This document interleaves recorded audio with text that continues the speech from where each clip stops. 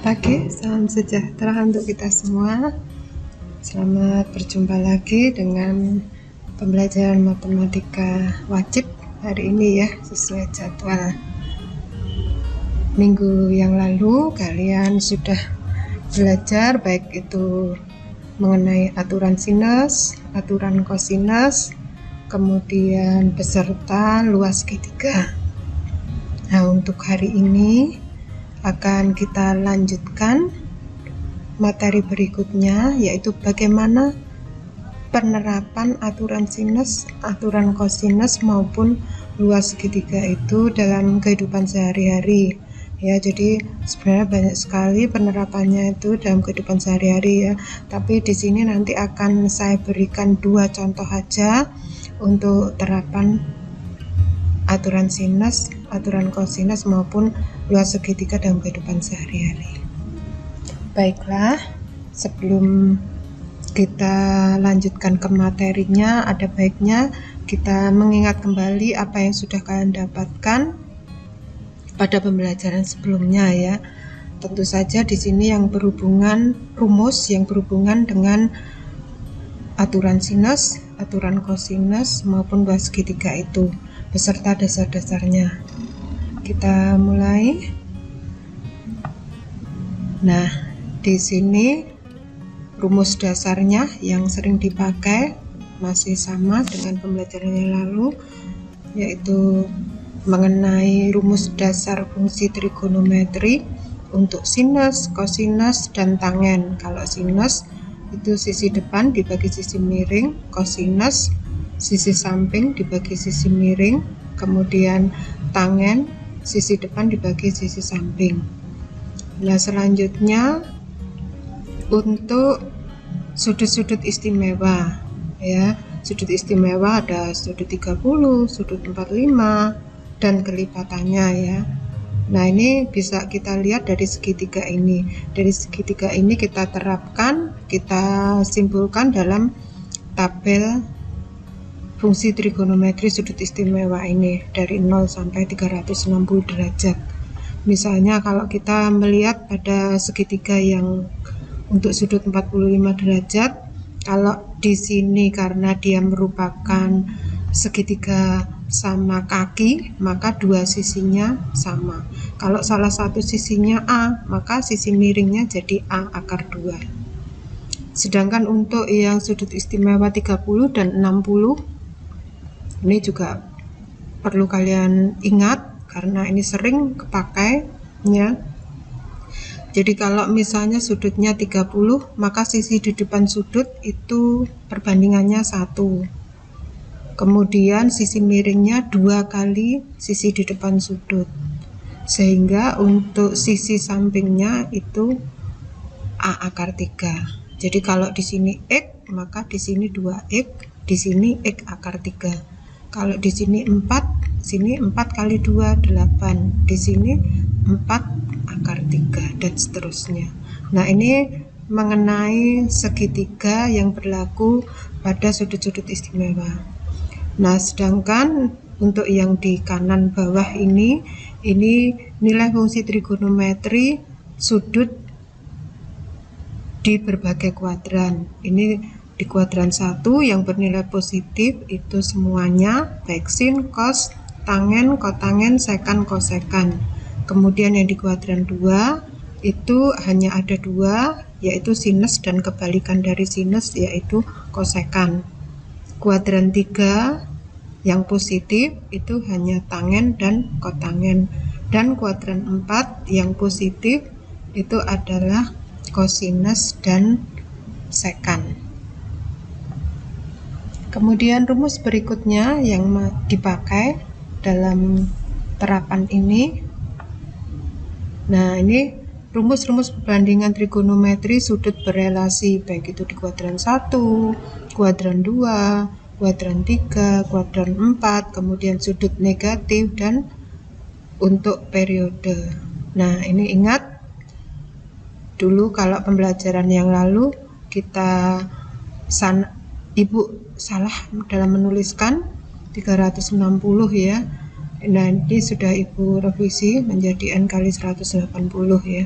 Jadi khusus untuk tangen dan kotangen itu 180 derajat. Setelah perbandingan trigonometri sudut berelasi, maka yang harus kalian ingat mengenai aturan sinus.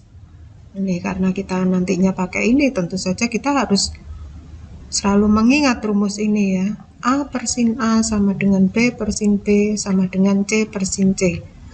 Ingat, untuk nama-namanya ini, rumusnya ini tidak selalu A per sin A, B per sin B, C per sin C ya, tapi disesuaikan dengan nama segitiganya. Untuk sudut A berarti sisinya sisi A. A-nya tentu saja huruf kecil, jangan sampai salah, jangan A besar ya. Kalau A besar nanti pengertiannya jadi beda lagi, yaitu titik ya. Titik, kedudukan titik. Kemudian rumus berikutnya yang masih dipakai yaitu mengenai aturan kosinus. Aturan kosinus ini juga ada 3 ya. Jadi di sini harus kalian ingat. Selanjutnya rumus berikutnya setelah aturan kosinus yaitu luas segitiga ini. Luas segitiga juga ada 3. Yang pertama setengah BC sin A. Luas segitiga ABC setengah AC sin B, atau luas segitiga ABC sama dengan setengah AB sin C. Nah, ini tentu saja juga disesuaikan dengan nama segitiga yang ada.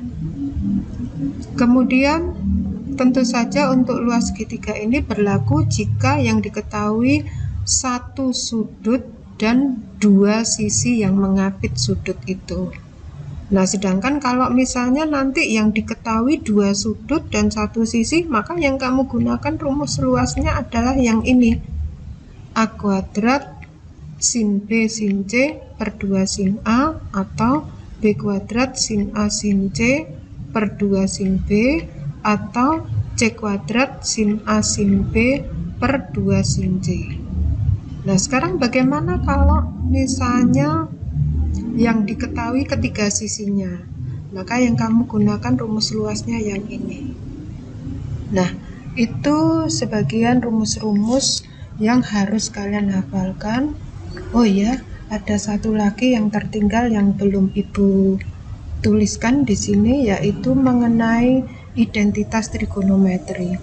Rumus identitas trigonometri yang isinya sin kuadrat alfa plus cos kuadrat alfa sama dengan 1, dan 2 yang lainnya itu yang sudah kalian dapatkan minggu-minggu yang sebelumnya.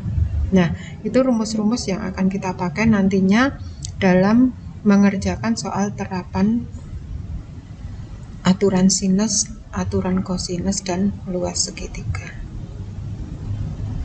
Nah, baiklah, untuk lebih jelasnya sekarang langsung aja kita perhatikan contoh 1 terapannya ya, supaya lebih jelas. Dari puncak sebuah menara yang tingginya 80 meter, sudut depresi dari 2 objek segaris pada arah barat menara adalah berturut-turut 60 derajat dan 30 derajat.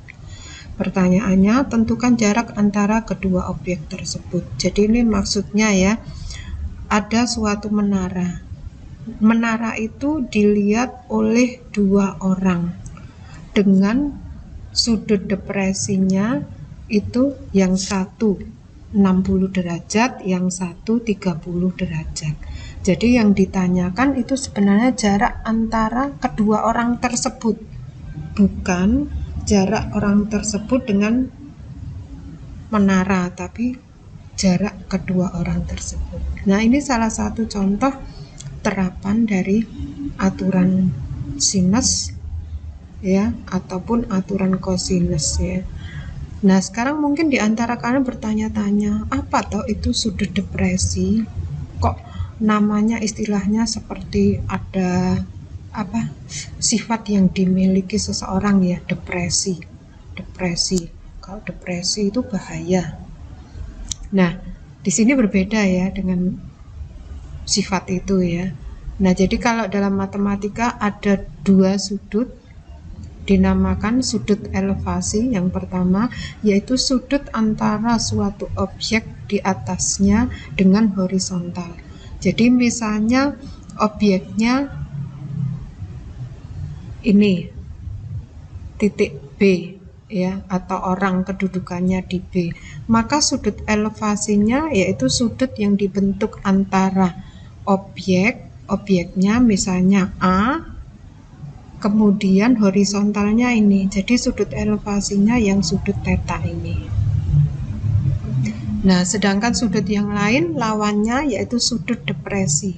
Sudut depresi adalah sudut antara objek di bawahnya dengan horizontal. Jadi misalnya di sini objeknya bukan yang B ini ya.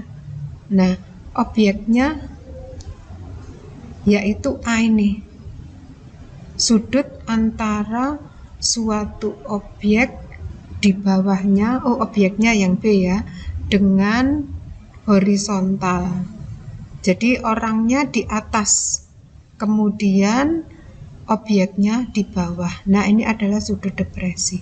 Berarti kalau kita lihat soal ini, itu bentuknya yang dipakai adalah ini ya.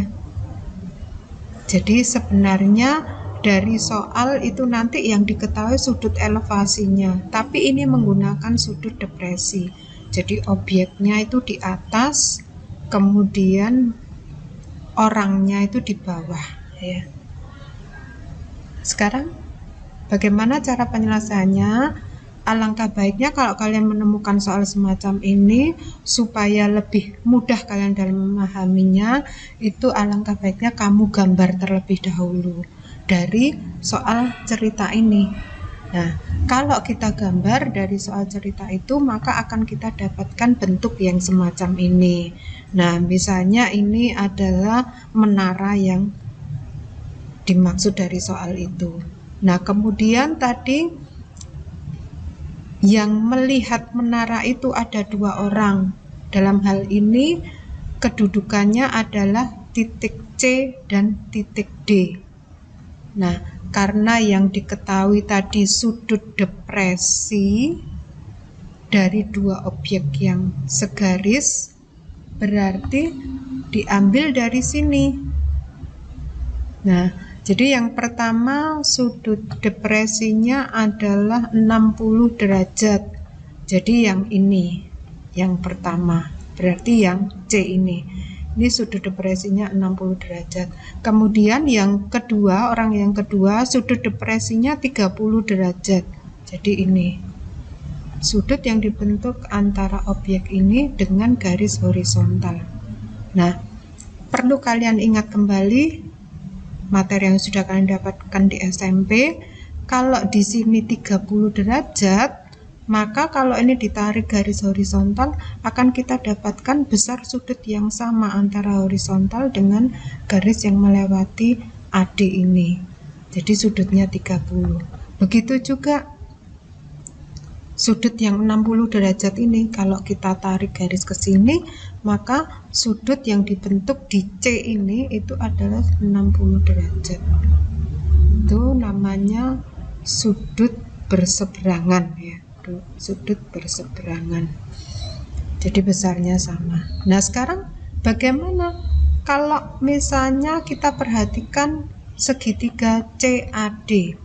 Maka akan kita dapatkan sudut di sini yang besarnya tentu saja 60 dikurangi 30.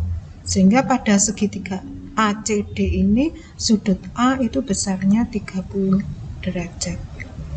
Nah, kemudian yang ditanyakan itu sebenarnya adalah jarak C ke D.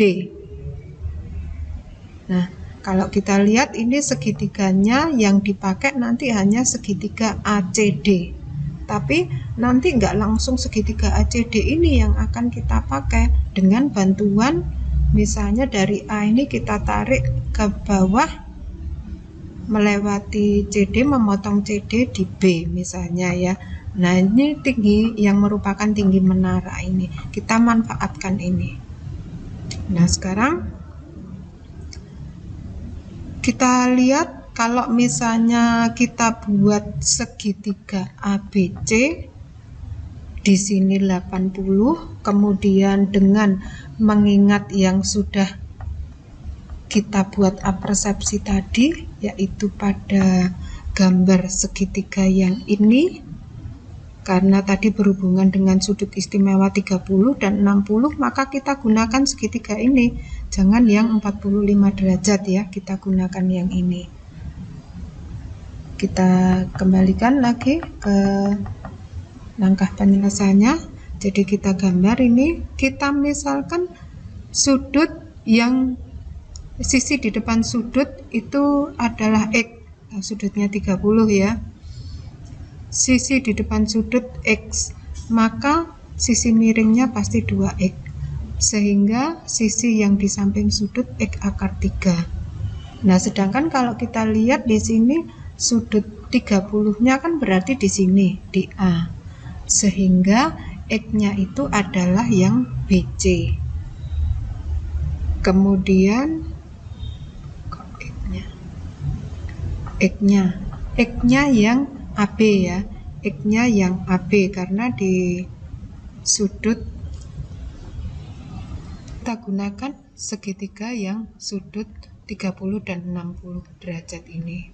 Nah, kalau kita bandingkan segitiga pada gambar menara ini dengan segitiga yang ini, kita dapatkan X-nya itu adalah yang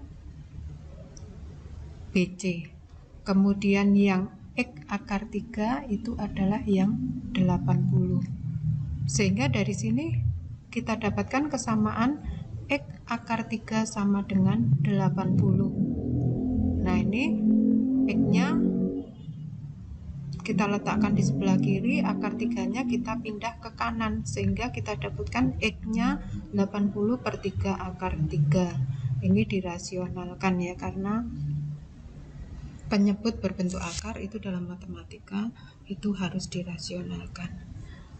Nah, sedangkan di sini kalau kita lihat dari segitiga ACD, itu nanti yang akan dipakai adalah D. D ini merupakan sisi miring. Kalau di sini D itu sama dengan 2X. Sehingga kalau X-nya tadi sudah 80 per 3 akar 3, tinggal kita gantikan ke sini. 2 kali 80 per 3 akar 3 sama dengan 160 per 3 akar 3. Sampai sini ada pertanyaan? Nggak ada ya. Kita lanjutkan.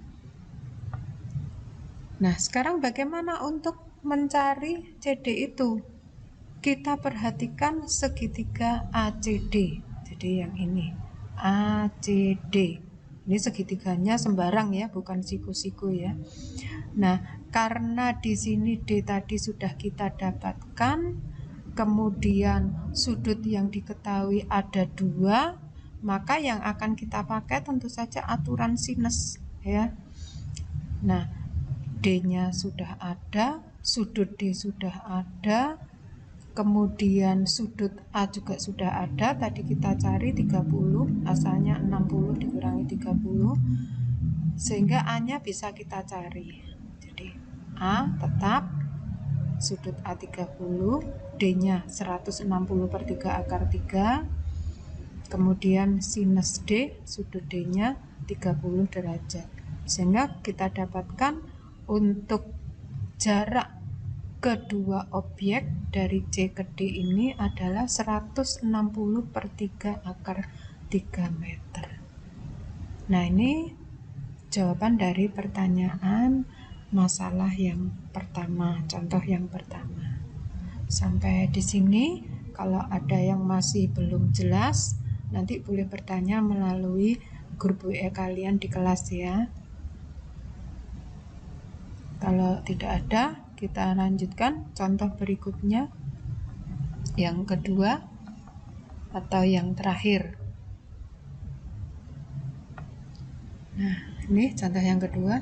Pak Anton mempunyai sebidang tanah di desa seperti tampak pada gambar berikut. Nah, ini bentuk tanahnya. Kalau kita lihat bentuknya tidak beraturan ya, nggak tahu seginya segi berapa ini ya. Jadi kelihatannya sepintas segi 5, tapi masih ada bentuk yang lain lagi. Jika tanah tersebut oleh Pak Anton dijual dengan harga 1 juta per meter persegi, tentukan hasil penjualan tanah tersebut. Nah, kalau kalian menemukan bentuk yang tanah yang semacam ini, itu alangkah baiknya kita potong-potong, kita beri garis bantuan, kita nyatakan dalam segitiga-segitiga, potongan segitiga-segitiga ya. Nah, tentu saja jangan asal memotong segitiganya ya, sambil kita ingat kembali mengenai aturan sinus ataupun aturan kosinus, kira-kira yang kepakai mana. Nah, nih kita lihat, kita potong satu persatu. Nah, ini untuk luas yang pertama itu kita ambil dari segitiga ini. Ini saya beri nama ABC ya. Nah, kenapa ini yang dipakai? Karena di sini ada 2 sisi yang sudah diketahui dan 1 sudut, sehingga bisa kita gunakan rumus luas segitiga yang 2 sisi dan 1 sudut diketahui. Begitu juga yang ini, segitiga CDE dan segitiga FEA. Nah, sekarang misalnya di antara kalian ada yang bertanya, apa memotongnya harus seperti itu? Misalnya kalau saya potong gini boleh enggak? Boleh. Ya. Bagaimanapun caranya itu boleh, tapi di sini Ibu ambil cara yang praktisnya dengan mengingat apa yang sudah kalian dapatkan, dasar-dasar baik aturan sinus maupun aturan kosinus, dengan mengetahui rumus luas segitiga juga yang dipakai yang mana, ataukah yang pertama ya, saya kembalikan, ataukah yang ini atau ini atau ini. Jadi ini tadi khusus untuk 2 sisi dan 1 sudut. Kalau ini untuk 1 sisi dan 2 sudut, sedangkan ini untuk yang ketiga-tiga sisinya diketahui. Jadi sambil kita pertimbangkan itu, jadi nggak asal memakai ya. Udah. Nah, sekarang dari sini ternyata kita dapatkan 4 luasan segitiga. Nah, misalnya segitiga ABC dulu, yang pertama kita cari luasnya setengah AC sin B. Nah, kenapa ini setengah AC sin B? Karena kita sesuaikan dengan nama segitiganya. Ini segitiga ABC. Dan ingat, sisi di depan sudut itu namanya disesuaikan dengan sudutnya. Jadi ini karena sudut A, maka sisi di depan sudutnya ini adalah sisi A. Ini sudut C, maka sisi di depannya ini adalah sisi C. Nah, tentu saja kalau sudut B-nya ini, maka sisi B-nya ini. Nah, sisi B-nya karena tidak diketahui, maka yang kita pakai adalah setengah AC sin B. Nah, kalau dihitung, ini hasilnya 70,91. Nah, dulu sudah saya ingatkan juga cara menentukan nilai sinus fungsi trigonometri ya, dengan menggunakan tabel bisa juga, atau lebih praktis kalau zaman sekarang menggunakan kalkulator atau HP boleh. Kemudian luas yang kedua diambil segitiga FFE ini. Nah, ini sudut E, maka di depannya E-nya ini. Ini sudut A, sisi di depan sudutnya ini. Kemudian berarti yang ini sudut sisi F ya, karena di depannya ini sudut F. Sehingga karena F-nya belum tahu, sisi F, maka kita gunakan luas yang kedua itu setengah AE sin F. A-nya 12, E-nya 6. Sinus 60 itu setengah akar 3. Nah, kalau dihitung 18 akar 3. Akar 3 itu sekitar 1,72. Nah, itu kalau dikalikan hasilnya ini. Begitu juga untuk segitiga EDC. Ini sudut D, maka di sini sisi D. Ini sudut E, maka di sini sisi E. Ini sudut C, di sini sisi C. Sehingga karena sisi D-nya tidak diketahui, yang kita pakai adalah rumus luasnya setengah CE sin D. C-nya 15, E-nya 9, sudutnya 105 derajat. Ingat, 105 derajat untuk sinus di kuadran 2 itu bernilai positif, jadi nggak ada masalah. Hasilnya 0,97 jika dilihat dalam tabel ataupun kalkulator ataupun HP ya. Sehingga kita dapatkan luas segitiga yang ketiga itu 65,48 meter persegi. Nah, ini 3 luasnya sudah ketemu, yang di dalam belum ada. Nah, karena belum ada, kalau kita lihat kita kan nggak tahu sudutnya ini berapa, ini juga ya. Begitu juga sisinya. Nah, ini bisa kita cari dengan menggunakan rumus yang sudah kalian kenal tentunya. Kita lihat sama-sama ya. Ini yang pertama, karena di sini yang diketahui 2 sisi dan 1 sudut, bisa kita gunakan segitiga ini. Kita lihat segitiga ABC yang ini. Kita mencari sisi B-nya dulu dengan menggunakan aturan kosinus. B kuadrat sama dengan A kuadrat plus C kuadrat min 2AC cos B. Sudut B-nya sudah ada 80, A-nya 12, C-nya 12. Sehingga kalau dimasukkan rumus, hasilnya ini. Untuk diingat, kalau kalian menemukan ini dikalikan dulu ya. Jangan 288 kurangi 288, hasilnya 0. 0 kali ini hasilnya 0, salah ya.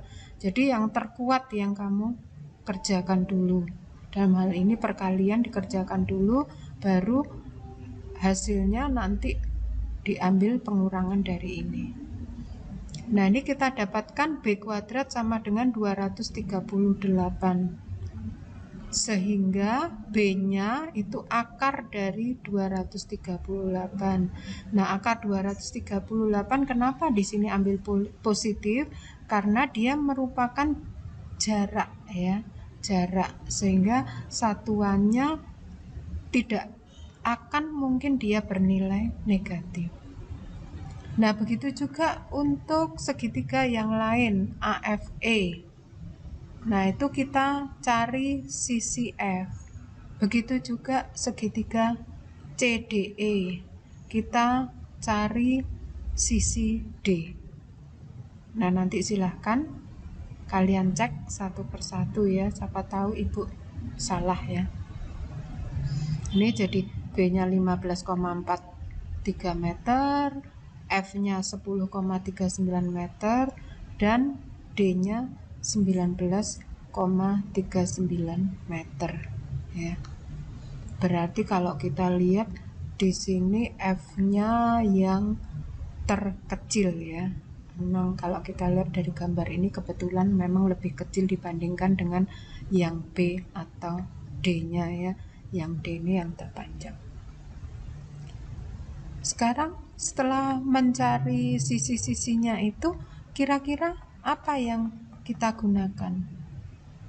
Ya, benar ya. Yang kamu pakai itu adalah luas segitiga jika ketiga sisinya diketahui. Jadi L sama dengan akar S kali S minus B di sini kali S minus F kali S minus D. Kita gunakan rumus yang itu ya. Nah, untuk mudahnya di sini S-nya kita cari dulu. S itu setengah dari keliling segitiga ini. S sama dengan setengah kali 15,43 ditambah 10,39 ditambah 19,39, sehingga kita dapatkan S-nya 22,61. Kemudian kita cari S dikurang B, S-nya 22,61, B-nya 15,43, hasilnya 7,18. S minus D 12,22 dan S minus F itu hasilnya 3,22. Kalau sudah hasilnya itu kita gantikan ke sini. S-nya 22,61, S dikurang B 7,18, S dikurang D 12,22 dan S kurang F hasilnya 3,22. Nah, ini kalau dikalikan hasilnya akar dari 6387,81 yang hasilnya sama dengan 79,92 meter persegi. Nah, sehingga dari sini sudah kita dapatkan semua luasannya ini. Dari luas 1, luas 2, luas 3, dan luas 4 kita jumlahkan keseluruhannya. Nah, kalau Ibu menghitung hasilnya 247,49 meter persegi. Sedangkan harga tanahnya tadi dijual oleh Pak Anton senilai 1 juta per meter persegi. Tinggal dikalikan 1 juta. Ternyata hasil penjualan itu 247.490.000 rupiah tentu saja. Nah, ini cara menentukan atau cara menerapkan aturan sinus, aturan kosinus, dan luas segitiga dalam kehidupan sehari-hari.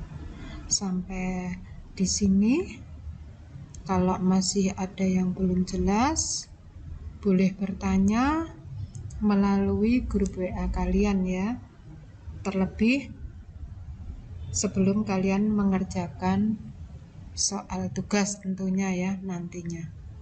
Jangan lupa silahkan bertanya, nggak usah malu-malu untuk bertanya. Nah, untuk kalau tidak ada tugasnya, silahkan kamu kerjakan. Ada 4 soal latihan ini yang harus kamu kerjakan sebagai tugas. Kemudian nanti jangan lupa, jangan sampai terlambat pengumpulannya seperti biasanya sesuai tenggat waktu yang sudah Ibu tentukan. Kalau tidak ada pertanyaan hingga hari ini, saya rasa Ibu cukupkan sekian. Mudah-mudahan ilmu yang kalian dapatkan hari ini dapat bermanfaat nantinya. Terlebih nantinya kalau seandainya kalian menghadapi masalah yang sesuai dengan kehidupan sehari-hari, yang tanpa kita sadari ternyata itu adalah terapan dari matematika ini. Sampai di sini pertemuan kita hari ini.